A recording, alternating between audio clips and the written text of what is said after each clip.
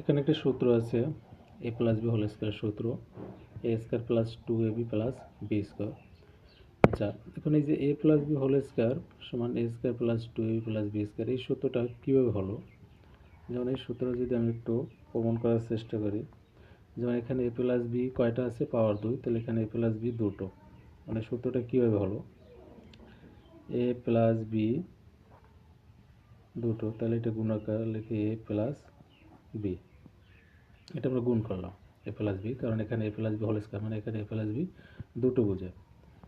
আচ্ছা, এখন আমরা এ দিয়ে এটা গুণ করবো দুটোটাকে, আবার এই বি দিয়ে আমরা এই দুটোটাকে গুণ করবো, যেহেতু এটা কী আকারে? গুণ আকারে।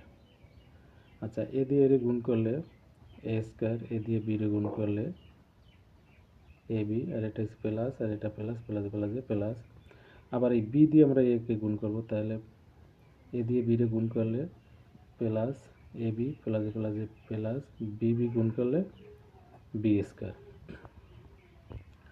এ স্কয়ার প্লাস एक टेबी और एक टेबी दोटा है प्लस, तो plus plus plus a b যোগ করলে 2ab প্লাস বি স্কয়ার।